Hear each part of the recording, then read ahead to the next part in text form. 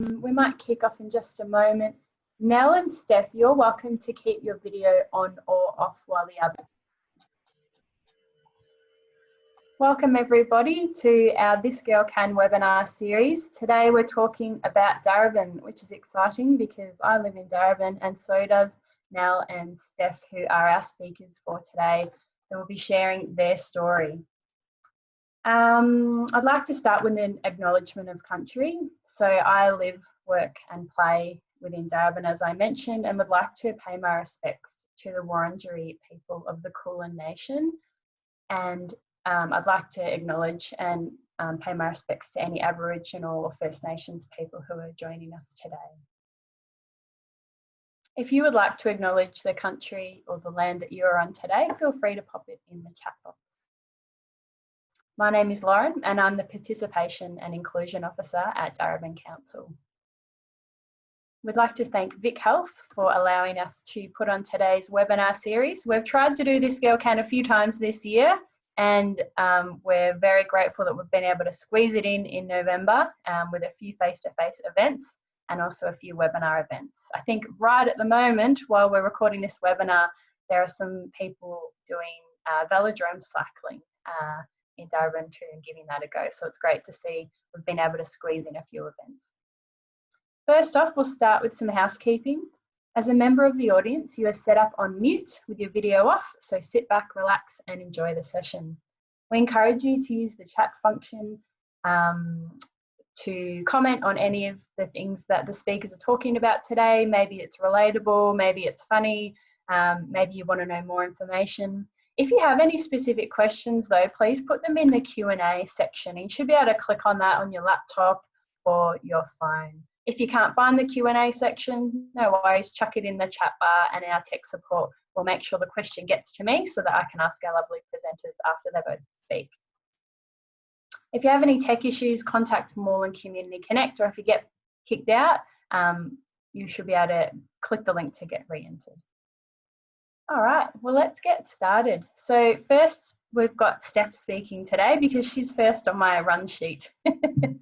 Steph Simpson has a wealth of experience in the sporting field. She was the VFL captain in 2019 and has played over 130 senior games at the Darebin Falcons.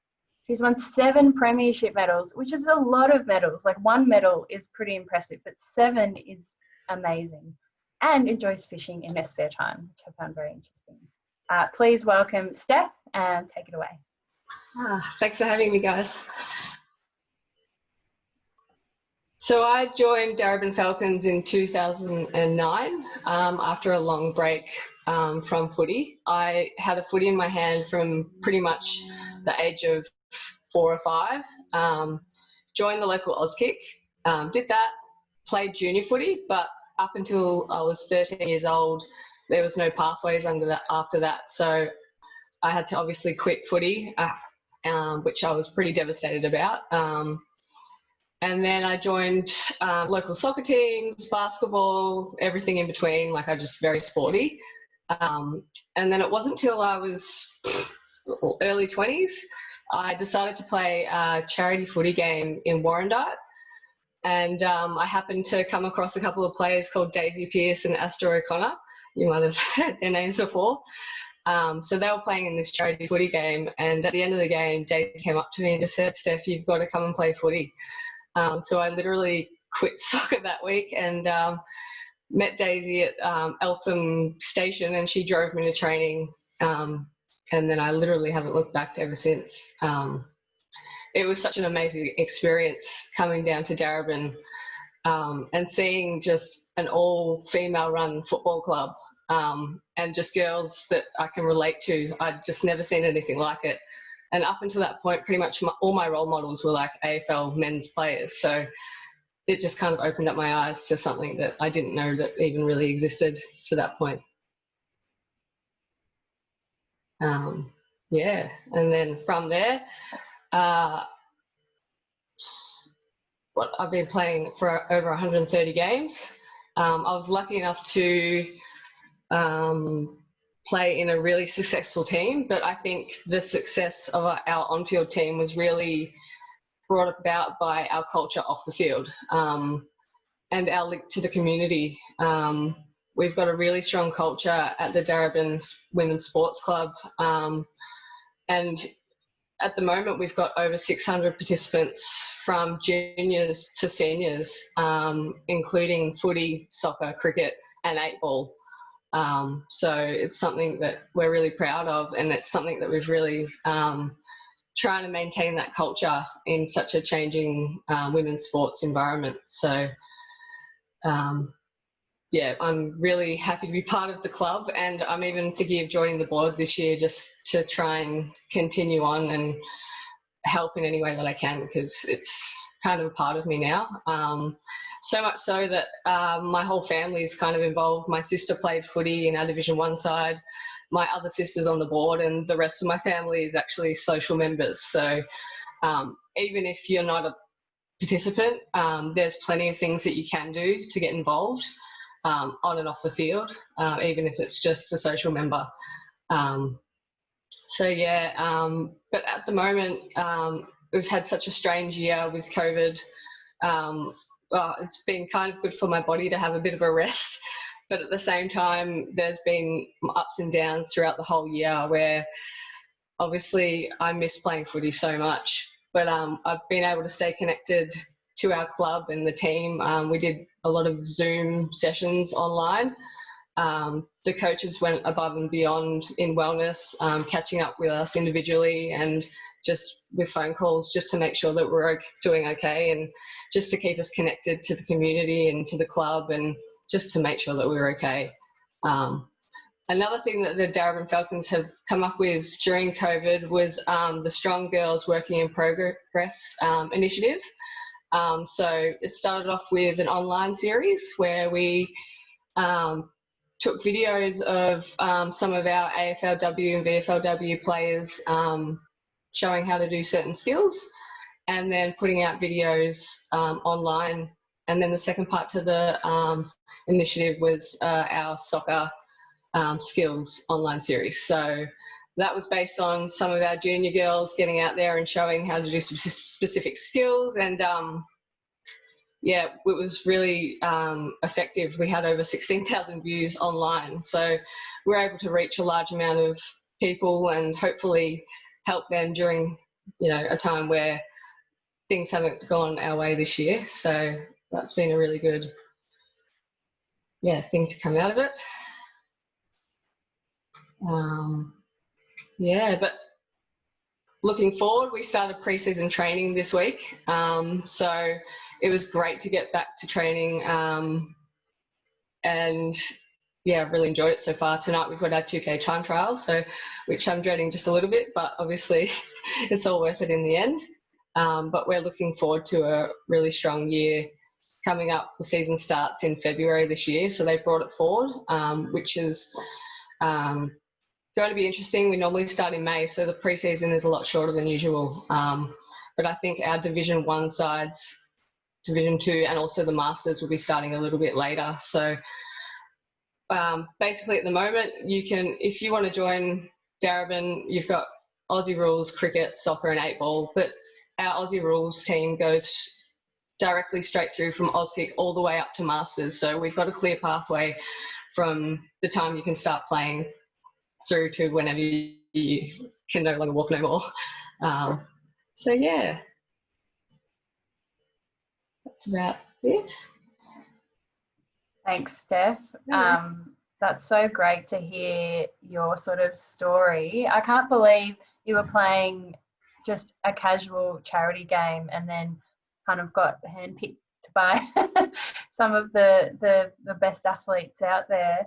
What was it like for you changing sports? I know this is a common story for a lot of girls who have maybe come up playing a different sport and then thought, oh, I'll give footy a go. What was it like in a completely new environment? It would have been a bit overwhelming. Yeah, it was, but to be honest, like, everyone made you feel so welcome and included at Darebin.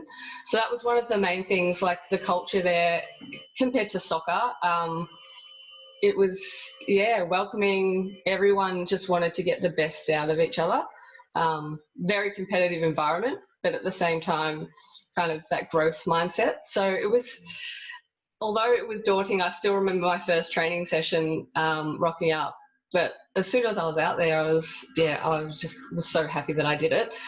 But it also reminds me of back when I first went to my first ever training session to play footy, and I was the only girl, and we rocked up late, and we got there, and I'm looking out in the field, and there was hundreds of boys sitting there, and I'm like, ooh, wow, I'm going to do this. So I jumped out the car, jumped the fence, and just sat there. And I think if she can do that, then like I've got nothing to worry about.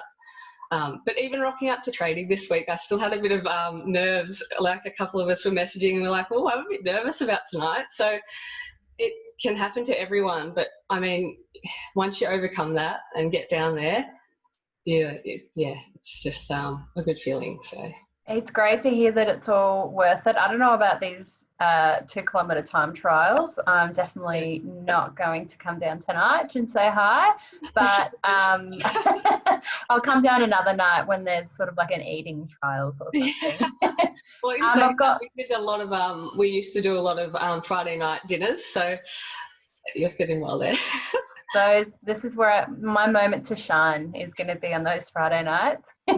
I've got lots of questions written down, but I'm going to save them until afterwards. Thank you so much, Steph. No worries. Next up, we have Nell. Nell is a self-confessed bike tragic. Having rediscovered cycling later in life and discovering e-bikes even later, she now spends much of her waking hours riding bikes, building, fixing, dismantling, and converting, accessorizing. Hang on one second. There we go. Hello. And generally messing about with bikes, and she loves teaching and encouraging others to join in. She's a particular interest in reaching out to women of all ages, having had personal experience of the power of cycling to enhance people's lives. I'm really excited to hear from Nell. Thank you for joining us today. Take it away. Thanks, Lauren. Oh, Steph, it was really inspiring hearing your account, actually. You know, I was reflecting on my early girlhood and where it was very, very difficult for young girls who wanted to be active or were sporty to find any kind of foothold in competitive sports. We were very much disencouraged to join soccer teams or anything like that. So I just love how that's changed now, and that young girls and women have those options. So it's wonderful to hear. And so having come from that sort of early childhood personally, where I loved to be active, but there wasn't really a venue, a context in which I could do that, except for riding a bike, which I shared with my 4 siblings. And so it would be returned from my brothers in a pretty parlous state. So I quickly learned to straighten wheels and things like that and hop on. And I just remember loving it and loving the feeling of freedom, all of which kind of came to a fairly sudden stop once I left primary school and get into teenage years. And it's not the done thing to be hopping on bikes, and the kids that you rode with, go to different schools, and so it just fell out of my life for a long, long time. And it was only after coming to Melbourne, I'm a native of Sydney, so a refugee from Sydney, came to Melbourne in 2005 and rediscovered cycling because of the fantastic amenity of cycle paths here. I remember somebody lent me a bike. I arrived with pretty much no money and no means, and wanted to learn about my new city and get around. Somebody said, oh, hop on a bike, and I thought, oh, gee, it's been a while. But had a go, and the skills came back fairly readily. But the most liberating thing was that I realised at some point that I didn't have to go on the road at all if I didn't choose to. There was so many paths and so many means to get from A's to B and places I wanted to go, and really beautiful surroundings and, really green corridors and things like that. And coming off a fairly miserable time in my life, where I was finding motivation really difficult. I was unfit and overweight, and just couldn't seem to motivate myself to get, to break out of that sort of that mold, you know, get off the couch, so to speak. But bikes really provided that for me, and I just rediscovered that sense of, being able to go where I wanted, when I wanted, not have to wait around for trams or buses or whatever, not be dependent on others to take me. And the beautiful thing about bikes for women, I think, is that it's such a gentle exercise. It's so progressive. You can get from couch potato to a good level of fitness without any strain whatsoever, without that muscle soreness or, you know, a sense of having been injured or whatever. Other times when I tried to get fit, going to gyms, I'd always end up with some injury. I'd always do my knee and then I'd be, you know, limping around for a while and thinking, you know, it's one step forward, two steps back. But bikes are such a beautiful introduction, especially with Melbourne's terrain, which is substantially flat. So a lot of the time you're just rolling along under gravity anyway. Occasionally you give a little bit of a wind up with your feet and, you know, coast along for some more. So, and then as your body responds, and it does, this is the amazing thing, even at a time of life when you think it's, you know, the slow decline, your body starts to kick back in. And I just have seen time and time and time again that you're never too old, you're never too fat, you're never too unfit to get back on a bike. For women, so after I came to Melbourne and rediscovered cycling, I started volunteering in bike ed programs around the place for a couple of different not-for-profit organisations. One was called Squeaky Wheel, another was called Bikes at Work, and also Good Cycles in Docklands. So I just started doing volunteer things, and then eventually was offered work presenting and training and taking newbies, teaching complete beginners, mature people who had never ridden a bike before. And that's just a wonderful, wonderfully inspiring thing, because so many women, I discovered, were in exactly that same situation, looking for a type of exercise that was gentle, progressive, not competitive. That's the wonderful thing about bikes, and that they could do in their own time at their own pace. So, but often their experience was, you know, they'd had maybe some encouragement from family members, but generally just been handed a bike, any bike, which may not have been suitable size-wise, or you know, not an easy bike to start on, and, you know, given very very slim instruction like, oh, just get on and pedal. So they'd have a couple of mishaps and then go, oh, no, I can't do it. It is really too late.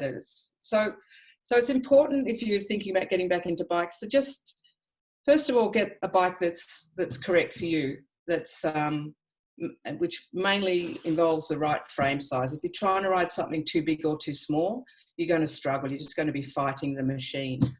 So that means then you need to find a bike shop or a source of information that can put you on the right path. So I have a good recommendation for a bike shop in the Darebin area, which I'll speak about later. But Darebin Council itself has fantastic introduction programs for new cyclists, for intermediate cyclists, for people who are cycling but they worry about what happens if I get flat tyre. So you can do little mechanical workshops and learn how to fix a flat tyre or pop your chain back on if that comes off, things like that, so you don't get stranded. And all of these are great to do. They're very low cost. You know, you're amongst company, a good similar cohort, all of whom live locally. So there's the opportunity there to maybe pair up with someone and say, oh, you know, do you want to go on a Saturday morning ride? And that's the other great key for women. I would suggest that if you buddy up with someone, if you find a mate or someone in another social group that you might be a member of who's also interested, make little cycling dates with them. It's a lot of fun. It gets you over the threshold. You can't pike out at the last minute because you know someone's going to be waiting for you there. You start the day with a coffee, very important, and then hop on your bike and just go for a few Ks ramble around some flat ground entirely on cycle paths. Don't worry about traffic. And it's just a lovely transformative thing to do, and you always get off a bike feeling lighter, clearer headed, fresh. It's energizing. It's actually energizing. Even a longer ride, you get off feeling more charged than when you got on, because it's just great fresh air. It's not the sort of exercise where you feel like your heart's going to just pound out through your chest. You can set the pace you want to set. So that's why I think it's particularly great for women, and you can build from there or not. You can just keep it a little social coffee ride. Most municipalities in Melbourne also have bug groups, bicycle user groups, so they're another good place to start. Very, very low fees, and it's usually just to cover insurance and things like that. And then you've got weekly, often twice weekly guided rides, so you never even have to worry about setting a route or a course. You can just jump in with them, take up your rightful position as a backslider, as I used to do with the slobies down the back, and have a right old yarn and then before you know it, 30 kilometres is going past, and you think, really, did I just ride 30 kilometres?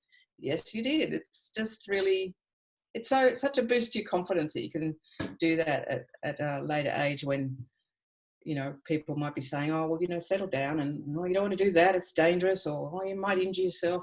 Well, you're going to get far more injuries falling out of your recline and watching too much TV, I would suggest, than being out on a bike, because it just tunes your body up. It tunes up your cognitive function as well. It's just an all-round fabulous thing to do. And you can do it with your family, which is so nice. I had so many women come to me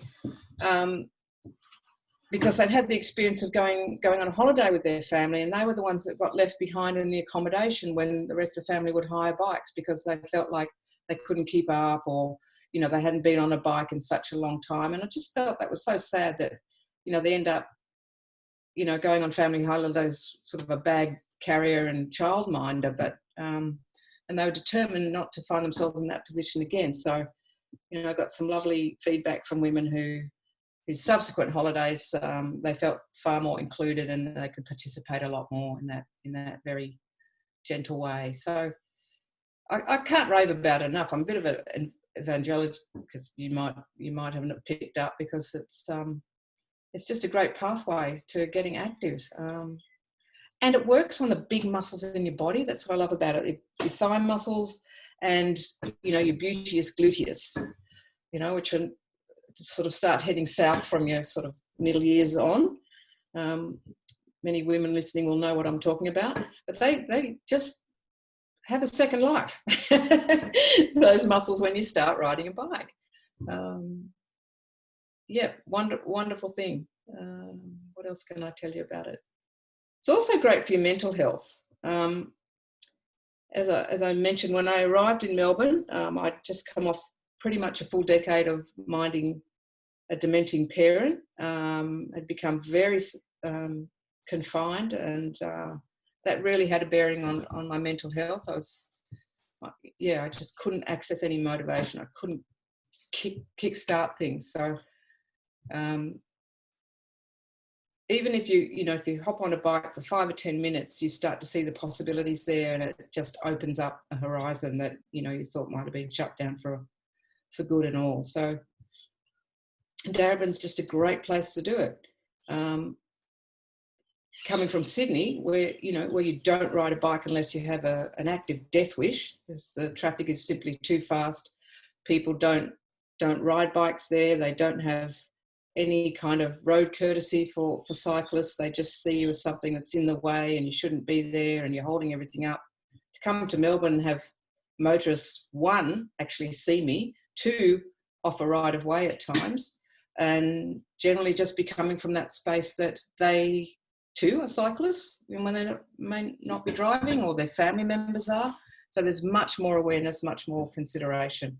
I know people might argue with me on that, but definitely as a former Sydney-sider, the possibilities for cycling here are just so much more than many other places. And in Daraba in particular, we've got a council who puts its money where its mouth is. They talk the talk, but they walk the walk. They invest in infrastructure, and every time I go out, there's a new bridge, there's a new pathway, there's a new pop-up lane. They're constantly thinking about ways to make it safer and more accessible. So, yeah, the more those areas get used, the more that will be provided. So it's just a win-win situation, and it's fantastic for women. So gals, get out there. If you don't have to be sporty, you don't have to be competitive. I would love to have Steph's fitness and resting heart rate, but that ain't going to happen at this stage. So I could just think about bikes. Yeah. Thank you, Nell. It was so great. I love talking about, what was it called? The stupendous maximus? I've never heard it called that. Gluteus, the beauteous gluteus. Beauteous gluteus is now how I will refer to my butt for now and forever. That's it. I have had the pleasure of doing some lovely bike rides around Darebin on up and down St George's. I've used that for transport, and then the Darebin Creek Trail in particular is such a lovely trail all the way up to Bundoora Park has been something that I've done from Thornbury, which I found as a nice for my level. We've had a few questions come in, and we might start with you, Nell, while our minds are focused on cycling. Our first question's from Kate, who says that she's just returned to riding during lockdown. I got off the couch and I did the Great Cycle Challenge, helping raise money to help with kids' cancer. That led to staying on the bike, and I've enjoyed it, and I've joined a Facebook riding group, and I love it. My question to you, Nell, is where can I go to learn bike maintenance and how to service it yourself? Fantastic. Congratulations, Kate. That's a great achievement. And it's lovely to hear that lockdown has produced great benefits like people getting back onto bikes. It was a perfect way to exercise during that time of confinement. Look, as well as online YouTube sort of tutorials for, you can just do a single sort of thing like how to change a tyre or how to put your chain back on. I can't recommend the Darebin Council maintenance mornings. I think they have them at least 2-3 times a year. Hop on the website and have a look when the next one is. And there'll be a presenter there demonstrating these things, so you can actually see it done, which is often easier than seeing something on a YouTube.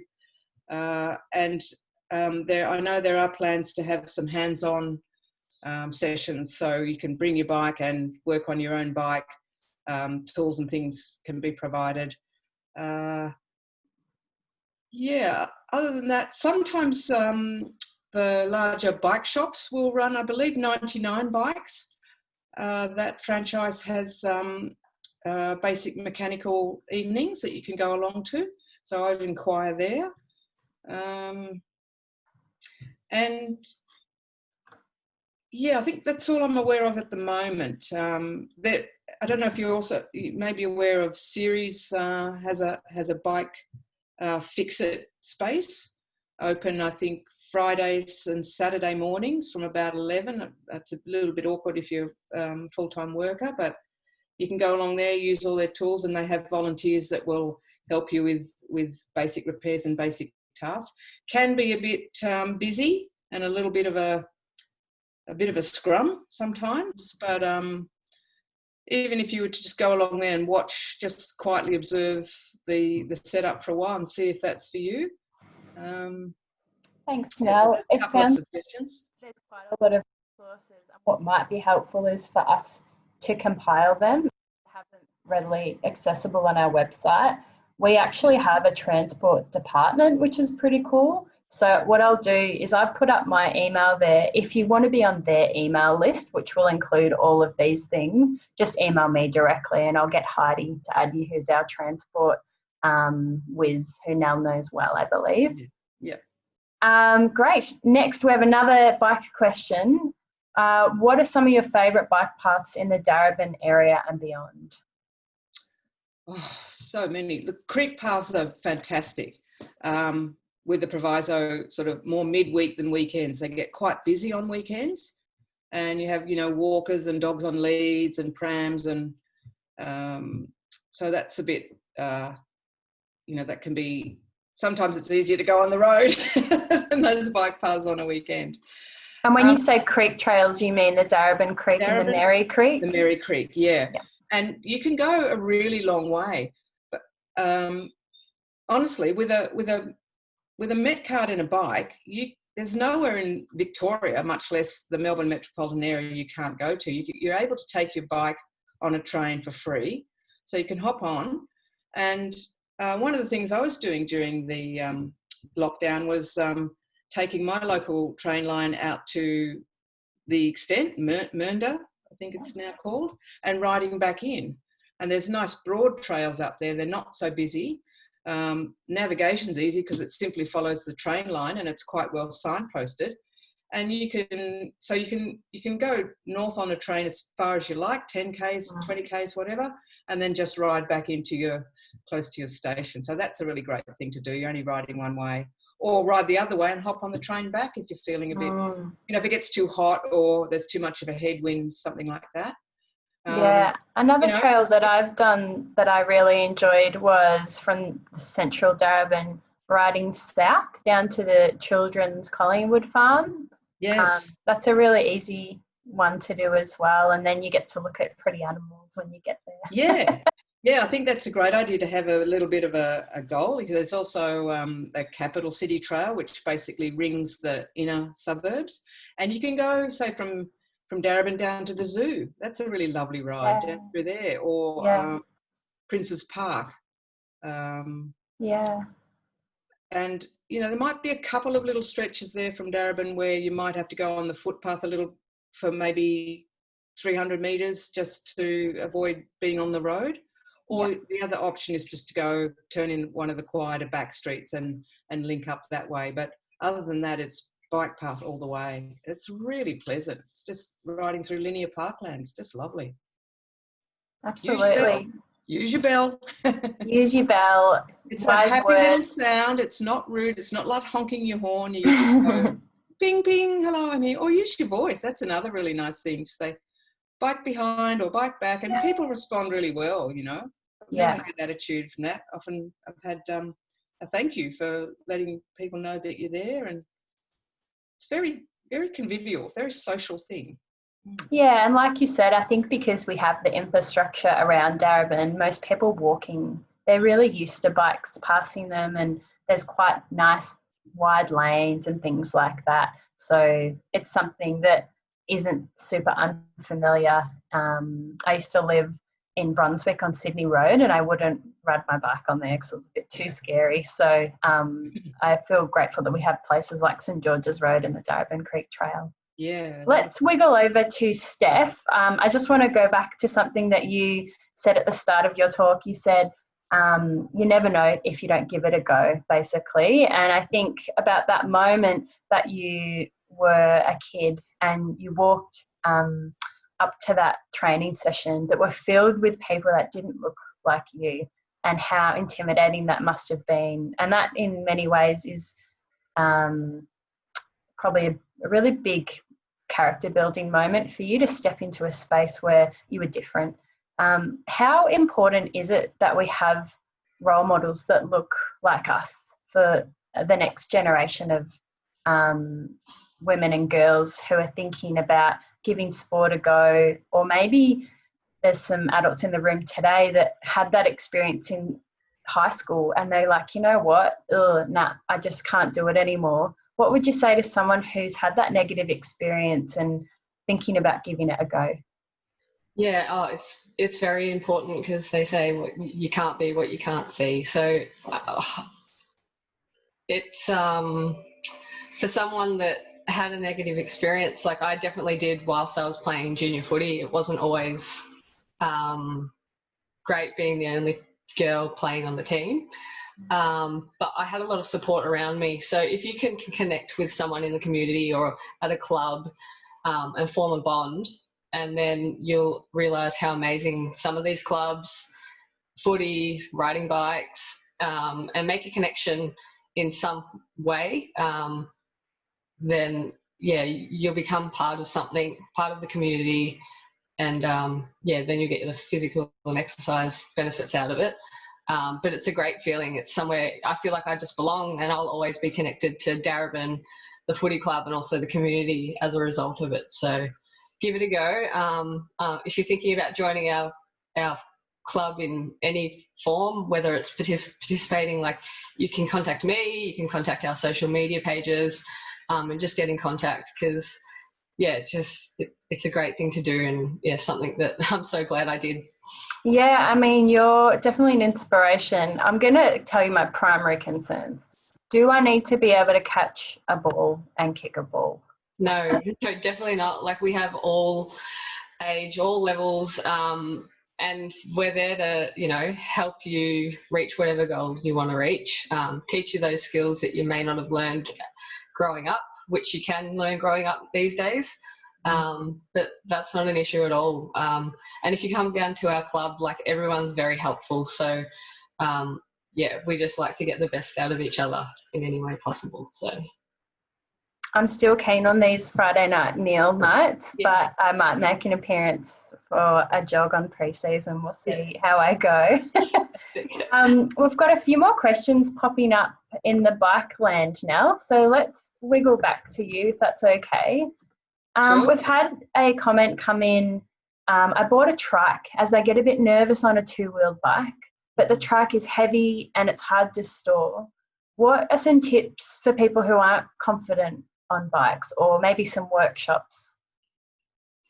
Okay, yeah, trikes are a funny kind of thing to hop on if you're used to bikes in the past. You use your body weight in a very different way on a trike. I guess it goes back to the concept of having a bike that suits your body. So there's a couple of types of frame geometries available in bikes that they variously call things like foot down or flat foot technology. And what that means is that when you're stopped, you can reach the ground comfortably with at least the ball of your feet, so you can support yourself well. So balance isn't so much of an issue. When the bike's not moving, you can just sit there, stay on the saddle, stay with your hands firmly on the bars, and you can put both feet down. So there's very little risk of toppling over. But at the same time, when you're pedaling, your leg length for that pedal stays sort of in an ergonomic range, if you like. Usually, most conventional bike frames, you basically need to sort of slip off the saddle and stand astride the bike when you come to a stop. And then when you get going again, you sort of hop back up onto the saddle. And that takes a little bit of coordinating, a little bit of technique. It's very easy to learn. And again, if you did one of Darebin's, you know, I call them cycling for the terrified workshops, it kind of sums it up, you know. It's a scary thing. It's a big hunk of metal that you're hopping on. So I can understand why people would get quite nervous. And when you're nervous, you're not confident, and it kind of all plays into exactly that. Right. And you're not alone. Like, most women of our age, I mean, we get fed this whole thing all the time, like, oh, you know, after menopause, you know, you just have to, you're basically on a waiting list to fall over, break your hip, go to hospital and you die. You know, this is the kind of cultural message that we get as older women. It's just complete nonsense. I would use a stronger word, but I'm mindful of not disgracing myself here. And it's really not true. The whole thing is use it or lose it. So yeah, I know it's scary, but I would suggest challenging your balance. Look around for one of those bikes. I'm just putting up on the Q&A or the chat a particular bike shop, but I'll mention it now. It's Ivanhoe Cycles out on Bell Street, quite close to the Austin Hospital. I don't know if we're allowed to do shameless promotion here. I would say I have nothing to do with them financially or anything else, but I have consistently sent women along to a particular woman worker there. I mean, finding a bike shop where you walk in and there's a woman on the floor, on the sales floor, is hard enough, much less a woman in the mechanics section or anything like that. There are a few around. Ring first, ask for a woman called Kay and talk to her about what size bike, what frame and what options there are for someone who's a little bit, concerned about their balance. It's a great place to start. Thank you, Nell. That's such a great suggestion. And I think what we're trying to do, which you're conveying so nicely, is just building community and really saying it's okay that you're feeling a bit nervous. Here are the places you can go. So what I'm going to make sure is that we advertise those beginner workshops in a really accessible way on the website or on social media. If you're not already following Darebin Leisure or Darebin Council on Facebook, or if you don't use Facebook, you can jump on our website and join the mailing lists to our transport or leisure team. We've had another question from my mate, Fanola. When do I go electric? I'm noticing I'm slowing down a bit and the hills are feeling steeper. I've been putting off going electric as I thought it was cheating. How do I decide? Oh my God, I love this question. Is it cheating? When I hear this once in a while, usually from other cyclists, strangely, where they come past me on their 6-gram racing bikes and go, oh, you're on electric, you're cheating. I go, really? Do you feel cheated? I can't really understand that. As opposed to what? It's what studies have shown, and admittedly there's not any, huge number studies, but there's a lot of little small number studies. And what they discover is that people who go electric, first of all, they ride further. They ride more often. So those two things alone, and also the typical kind of aerobic pace is similar to a brisk walk. So it is most definitely not cheating. You're cheating yourself if you don't go electric early and often, I would suggest, because it's a thing that gets you out there more regularly, and you quickly find that it's easy to go, typically 2 and 3 times the distances that you would otherwise consider, because it eliminates the hills, it eliminates the headwinds. If it starts getting a bit, if the weather starts sort of backing up, you can quickly get yourself home. You can carry more things on an e-bike. I do my shopping regularly on an e-bike, and it's just perfect. I don't spend 20 minutes trawling for a parking space. I'm out really quickly, with a very smile on my face. Yeah, we're very fortunate at Darebin. We have obviously work vehicles that we use, but we also have e-bikes that we can use as staff to get to meetings and whatnot. I've used them a few times to go all the way into the city, and it's taken me 30 minutes on a really flat surface. It's also helpful for me when the weather is a bit warmer and I wouldn't normally ride such a long time during work hours. I might have something on after work. It can really reduce your effort so that you're out there for longer, and environmentally it feels really good to not have to use a car and to be able to jump on a bike. So if you're interested, again, we've got e-bike kind of workshops and education that's happening within Darebin, and I think I've heard a whisper that someone wants to start a bit of an e-bike hire system, so I think that'll be in the works over the next sort of 12 months or so. That's a great point, actually. There's more and more opportunities available to rent or hire an e-bike. So, if you're thinking about it, have a bit of research and find one of those places and just hire one for a couple of days, a weekend or something, and try it out. Check out the sort of weight, if it, where you might store it, things like that.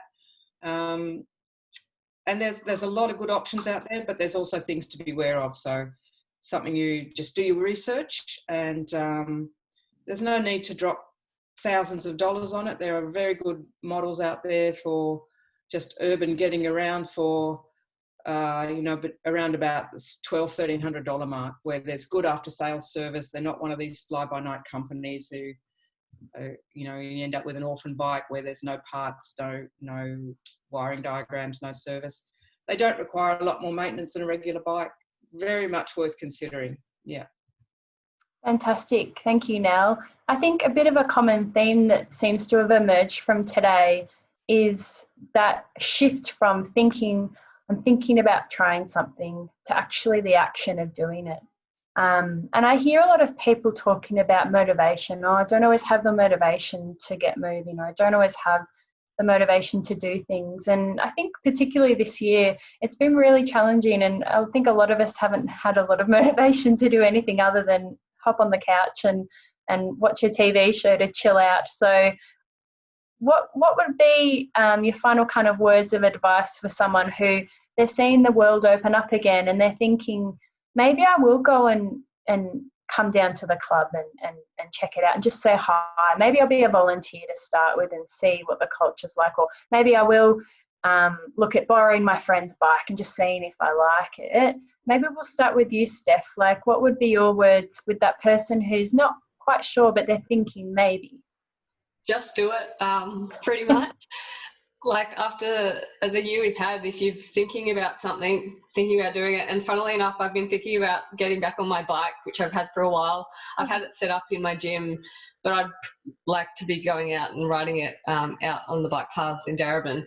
Now I'm probably going to do that after hearing all of Nell's stories. So just do it. Come down to the club. If you're thinking about joining in any form, it's a great place to be. And at Darebin Women's Sports Club, we're an all-female run club. So our board's all female. Like, there's not a better place to get joined. So come down, come and say hello, and yeah, I'm sure you'll fit in some way. Fantastic. If only we could play football on bikes, this would be the ultimate webinar. I love just that. Just do it. Just do it. Sometimes we just need a bold statement to say, you know what? Yes, I'm going to come down and give it a go. Thank you, Steph. What about you, Nell? You've got someone who's just like, oh, I don't know if I can pedal or get off the bike. What if there's a red light? I don't know what to do. What's your thoughts for that maybe person? You've got Steph on board. Let me start with a couple of bold statements. You absolutely can do it. Time and time again, I would like $1 for every woman who's come to me and said, oh, you know, my balance is hopeless. I've tried 3 times to ride. I can't do it. And an hour later, they're pedaling on their own. It's about the right bike for you, the right environment. Like Steph, just turn up. You'll be there with a bunch of other women all thinking the same thing. Buddy up. That's a really good tip. Buddy up with someone and encourage each other. And, you know, just push back a little, women. Like, you know, there's all this disincentive and all this nonsense about, you know, wanting, you know, to sort of age us early. Let's back ourselves. We're worth it. We are know your worth. And there's a lot of life and a lot of energy available to you with just getting over that threshold. The threshold is the hard part. Get out there, have a crack. And it's not like you need to keep pushing. Once you're rolling, here's a bike thing. Once you're rolling, it's harder to stop than to keep going. So what a great note to end on. Once you're rolling, it's harder to stop than to start again. I absolutely love that. A big thank you to our speakers today, Nell and Steph. If you have any questions for them, we'll put up a slide in a moment of contact details about cycling, about footy, and about Darebin that you can reach out and speak to any of us after today. First, I'm just going to put up a quick poll. We're just collecting information about where you're from, who's listening today, if you liked it, and if we should do future webinars like this in the future.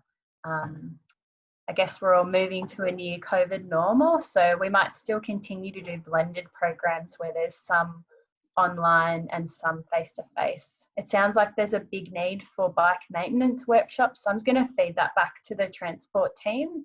And we're updating our website at the moment just to let people know where they can do exercise in Darebin, where they can ride bikes, where they can access all these things. Thanks, Lauren. It's fantastic. Yeah, it's been so great to have both of you today to join us. I feel motivated to jump on my bike and maybe to head down to the club, if only there were enough hours in the day to do everything. But that's the thing, you don't have to be a professional athlete, you don't have to be the best of the best, you can sort of just give it a go. And I think throughout this year, one of the most important things has been community and connection and feeling like you belong and feeling like you're valued with those around you. So it sounds like both of you offer such a welcoming space to whoever wants to come and be a part of that world. So thank you for taking your time and speaking with us. Well, thanks to all the attendees and participants. I've had a great time. You're welcome. Thank you. We also have a Fitbit Prize for one of our participants for today. So thank you so much for Jess T. You have been the winner for today. So if you can shoot through your email address, I'll get in touch and send you a Fitbit, or maybe I'll drop it around on my bike. We'll see. What's the maybe there? Maybe, I know, it depends where you live. Fair enough. So I think that pretty much wraps us up for today. I'd like to thank Darebin Council, Vic Health and This Girl Can for making today possible, and also the 5 other councils that have joined together to bring this webinar series to everybody. If you have any questions or concerns, we'll put up a end slide in just a moment where it'll have everyone's contact details. So that's it from us today. Thanks for joining us, and we hope that we see you virtually or in the flesh in the future.